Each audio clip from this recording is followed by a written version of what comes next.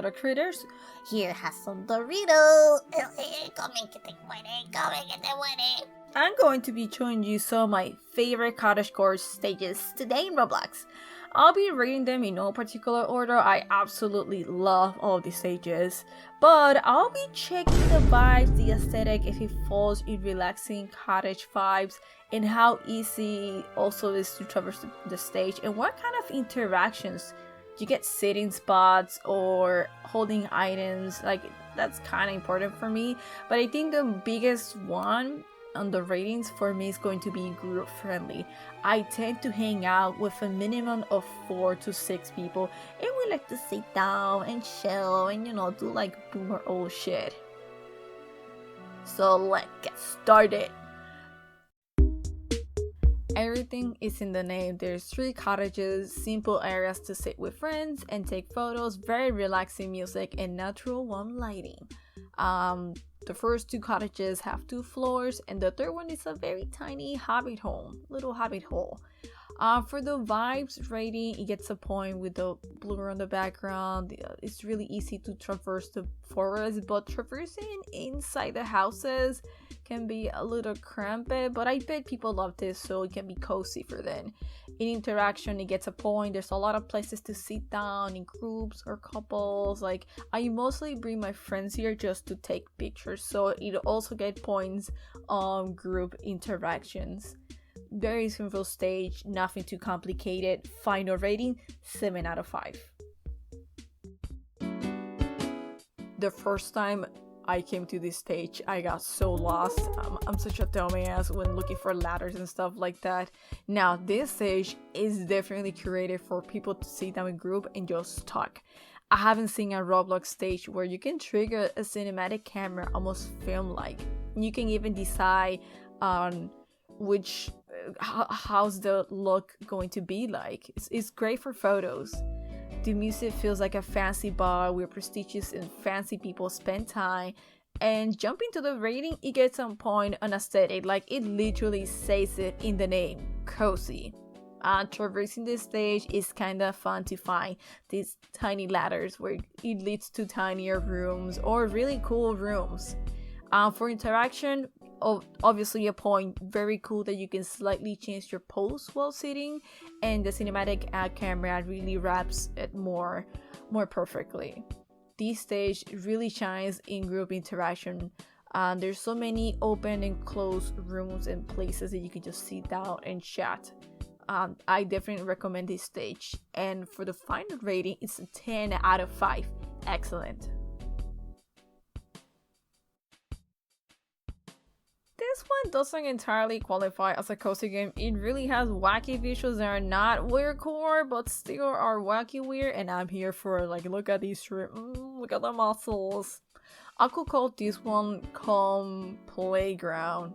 For the ratings, the aesthetics and vibes are very varied, but in the end it's cozy. It does have some cottages, it has this cute froggy chair that you can get a freaking achievement for it. And for traversing the map, I think is one of the main things of this stage. There's so many hiding things. Like, you have to collect literal trash for a guide that you don't even know why. And it really gets a lot of points in interaction. There's a lot of mini games that you can play by yourself or with your friends. And once again, little animations and things that you can do. And of course, as I say, group friendly. You can play with one friend or a few friends. And just running around the stage doing all this random stuff is very entertaining. As always, I recommend it, and for the final rating, it's a 50 out of 5. Solid. It is hard to find spooky, cozy places. Mostly what you're going to find are OBs or dressed up stages that I have nothing against, but I would like to chill in some spooky looking place. So this one quickly caught my eye when I saw the title, and in the end, it's really cute. It does have a jump scare that you can turn off. I think it's more for people with arachnophobia because there's a lot of webs everywhere and some spiders around. But for the ratings, it gets a lot of points. The cottage, the aesthetic of it is so freaking good. Like, the location and how it looks is super. It's like a slightly spooky cottage. The traversing doesn't get too many points. In the end, it's a showcase. The smaller you make a place, the easier it is to decorate. It feels a little bit cramped, but I absolutely love to sit down here. And for interactions, as I said, you can sit down, you can look at the water. It's not too crazy, but I do enjoy it. And for group friendly, it's only a group of 3 people that can actually walk around here without feeling cramped. I'm mostly just bring one friend here and we just, talk shit and turn off the jump scare.